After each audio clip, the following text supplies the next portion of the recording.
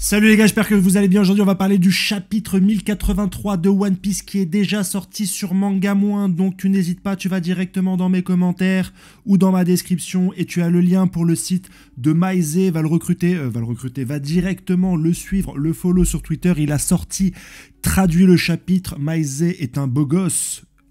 C'est un cavalier divin. C'est peut-être l'équivalent de Shanks le Roux. On va parler du chapitre, il y a énormément de choses à dire, mais aujourd'hui j'étais au boulot, déjà une petite histoire à vous raconter, j'étais au boulot et je parlais avec un collègue qui me parle de One Piece et qui suit un petit peu ce que je fais, et il m'a donné une théorie qui vient de Reddit. Une théorie qui est assez ouf et que j'avais pas du tout imaginé, et je l'ai vue nulle part sur Twitter, j'ai vu aucune vidéo dessus, mais elle est vraiment pas mal et je vous la partage. Je vous dis qu'elle vient pas de moi, tu vois, mais j'en parle parce qu'elle m'a vraiment bouche bée. Elle est méga intéressante. Vous vous rappelez que j'ai fait une vidéo hier pour vous parler de Shanks, et lui me dit que sur Reddit, ce qui se dit, c'est que lorsque Shanks a parlé au Gorosei, on l'a vu de profil, et on n'a pas forcément vu sa cicatrice. Il dit aussi qu'avec la silhouette qu'on voit des 9 cavaliers divins, c'est peut-être pas Shanks, mais peut-être son frère jumeau. Et j'ai trouvé ça méga intéressant. Parce que c'est vrai que de ce qu'on voit de Shanks qui échange avec le Gorosei, il se peut que ça soit pas la personne qu'on croit. Et je trouve ça pas mal.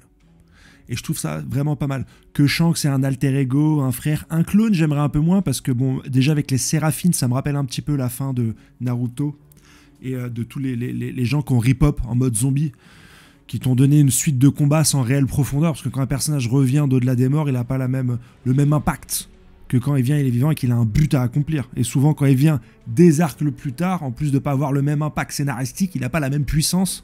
Ça donne des combats un peu bidons. Exemple, dans One Piece, Luffy contre Rob Lucci, ça n'a pas le même impact que le match aller. Malgré l'éveil des fruits, le Gear 5 et Tutti Quanti, t'as pas la même ferveur, t'as pas la même rage de l'auteur avec sa plume qui dessine des expressions du visage pleines de haine et de bagarre. C'est tout ce que j'ai envie de dire. Donc voilà, reprendre des personnages comme ça, comme les Séraphines, je trouve pas ça ouf. Même les Séraphines, au final, intéressant dans l'arc Egghead, mais dans le reste de l'histoire, on va pas tourner autour des Séraphines, mais j'espère trop longtemps.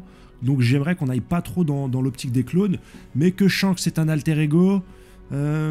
Quid de Shanks qu'on n'ait pas vu les mêmes dans tous les flashbacks de Shanks, que finalement celui qui voulait pas aller à Locktail, que celui qui voulait pas récupérer le One Piece soit un autre Shanks, etc. Ça pourrait être hyper intéressant, un petit peu comme dans le film The Prestige.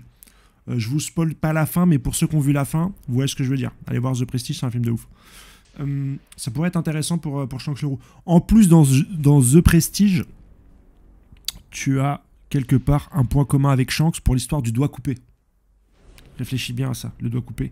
Dans The Prestige, c'est pas trop mal. Donc pourquoi pas un double de Shanks, un frère de Shanks qui soit à la tête des Cavaliers Divins, ça pourrait être pas mal. Mais on n'est pas là pour parler de ça aujourd'hui, on est là pour parler du chapitre. Et ce que j'ai apprécié à la première lecture, c'est l'enjeu politico-économique de ce chapitre, où on t'explique les enjeux économiques du gouvernement mondial. Jusqu'ici, le gouvernement mondial, c'était le gouvernement mondial, ce sont des méchants.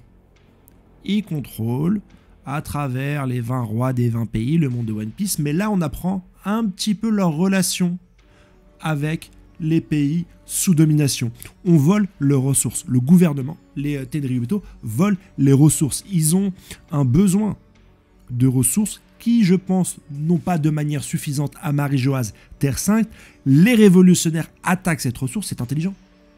Ils font blocus tout autour pour éviter le ravitaillement. Avec les révolutionnaires, tu as ce côté un petit peu stratégie. On n'est plus sur du manichéisme bien mal. Là, vraiment, il y a des ressources, il y a quelque chose de palpable qui ressemble beaucoup aux guerres économiques et de ressources qu'on peut avoir dans notre pays. Donc, je trouve que c'est intéressant. Et surtout, plus que des ressources économiques et monétaires, j'ai l'impression que c'est la nourriture encore.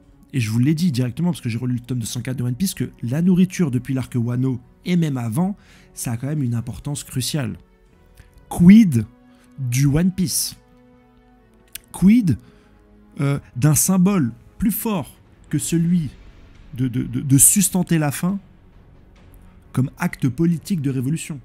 C'est ce qu'on a dans One Piece. À chaque fois qu'un État est libéré, le peuple mangera à sa faim. Si le peuple se rebelle et tue T-Bone, c'est pour manger à sa faim. Si le peuple de Wano a autant ému Luffy, c'est à cause de la faim qu'ils ressentaient. Les smiles, qu'ils ont un effet pervers de te faire rigoler, de ne plus te faire pleurer. Quand tu succombes à la faim. Il y a beaucoup de choses qui vont dans ce sens-là. Oda l'appuie de plus en plus. Je pense qu'on peut tourner autour d'un One Piece qui, je sais pas, pourra donner à manger à tout le monde. Même les fruits du démon, tu acquiers le pouvoir en mangeant. Il a quelque chose avec la faim, ce cher Eiichiro Oda. Petite réflexion, voilà, que je donne comme ça. Mais même le côté ravitaillement, etc., c'est excellent. Et, pour la première fois, le gouvernement est dans une telle difficulté qu'il appellera les 9 Cavalieros divins.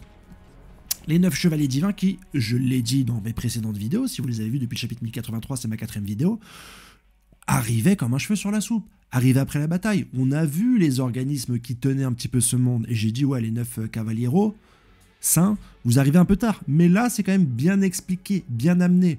On va les appeler si et seulement si on les appelle. Parce que, actuellement, Marie-Joase, Terre Sainte, est embrigadée, est isolée, est dans une position politico-économico, la nourriture problématique. Et pour cela, elle appelle ce nouveau corps expéditionnaire. Et je trouve ça sympa. Parce que si jamais Shanks d'aujourd'hui dire qu'il fait partie des 9 cavaliers divins, ça rentre en considération qu'on ne t'ait pas nommé comme cela avant, parce que le gouvernement mondial n'était pas dans une situation si difficile. Et ça, je trouve que c'est bien joué. Au niveau narration, c'est bien joué. Au niveau écriture, c'est bien joué. C'est pas mal.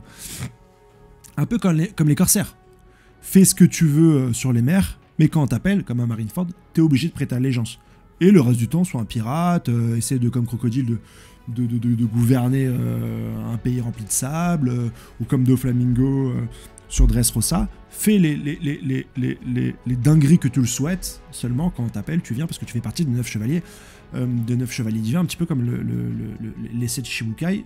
Et ça ne m'étonnerait pas, vu la silhouette qu'on a, que Shanks ou son frère jumeau, ça serait intéressant, puisse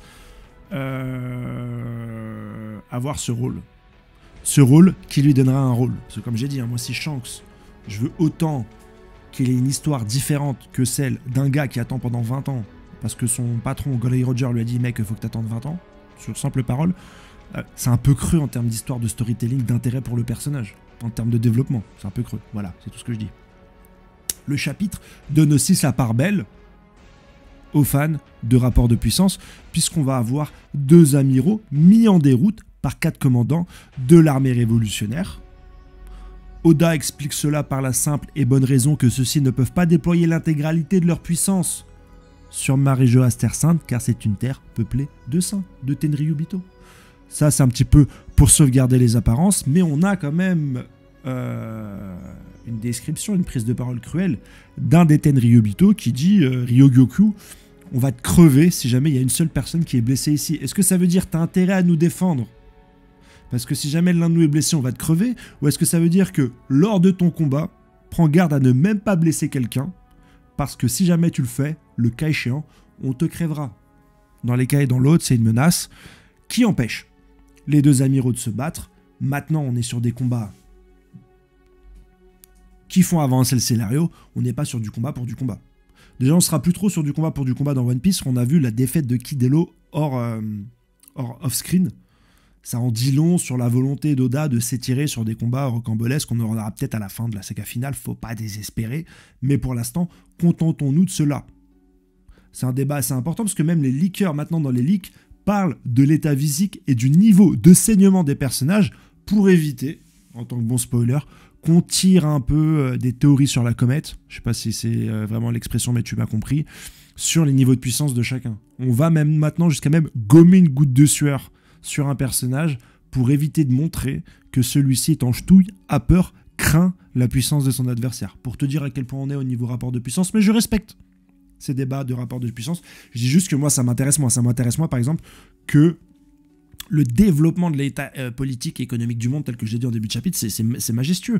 Et c'est bien en plus que ça soit par rapport aux révolutionnaires, que les pirates restent sur leur rêve de piraterie, de chasse au trésor, qu'on n'essaye pas de les embarquer dans quelque chose de politico-économico, mais que dans le reste du monde, t'es des corps différents, et là on voit bien la différence entre marine et révolutionnaire, des corps différents qui, eux, nous décrivent un petit peu les dessous économiques machiavéliques du gouvernement. Bon, l'esclavage, c'était déjà une certaine forme de machiavélisme, on est tous d'accord. Mais là, même les pays qui courbent l'échine face au gouvernement, payent finalement une taxe. 12 pays se sont revendiqués comme révolutionnaires, 8 sont passés à l'acte, une a été détruite, l'Ulusiane, et les 3 autres, je ne sais pas. Jusqu'à l'arrivée des 9 cavalieros. Santé, 5 cavaliers. À la fin, on a peut-être le plus important, c'est qu'on va avoir peut-être un one-one entre Cobra et le Gorosei, entre Cobra et peut-être Im-sama, et on va savoir pourquoi ils l'ont tué. Il sait quelque chose, il y a une raison, il a donné Pluton, mais où est donc Ornicar? N'hésite pas à me dire directement en commentaire pourquoi est-ce que Cobra risque de se faire Thanos, alors qu'il a déjà été Thanos, puisque c'est un flashback. Si tu as une idée sur la question, n'hésite pas à me le dire, moi je suis tout oui. Je suis tout oui, je ne sais pas ce qui a pu faire peur au Gorosei. Mais je dis quand même que si jamais, voilà, c'est le mec de l'épée du Gorosei qui l'a tué, je maintiens, persiste et signe que le Gorosei ne sont pas des combattants, même s'ils ont tué Cobra finalement. Après, ça regarde que moi, hein, vous n'êtes pas obligé de me croire. Mais voilà. Donc, super chapitre. Super chapitre qui te ramène un petit peu ce problème, cette guerre, finalement stratégique, mondiale. Et que peut-être que quand Oda disait Marineford serait un bac à sable par rapport à la saga finale, peut-être qu'on est sur une guerre comme ça, de position, de stratégie, de ressources, et pas juste une guerre sur un territoire, mais une guerre totale. Sur pas mal de territoires ensemble. Et ça pourrait être énorme. Ça pourrait être énorme. Ça va être énorme. J'ai de plus en plus d'espoir pour cette saga finale. Je suis pas hype pour la puissance des personnages, cool, Shanks s'est mis un one shot, et c'est pas ce qui m'intéresse. Ce qui m'intéresse, c'est que tout ça soit un petit peu, toutes ces intrigues, tous ces personnages qu'on suit, sont un petit peu entremêlés dans des batailles dantesques et absolument bien maîtrisées comme dans Kingdom. Si tu lis Kingdom, tu vois ce que je veux dire. Si tu lis pas Kingdom, commence Kingdom. Voilà pour cette review. Abonne-toi. Et puis voilà. Allez, ciao, bye bye.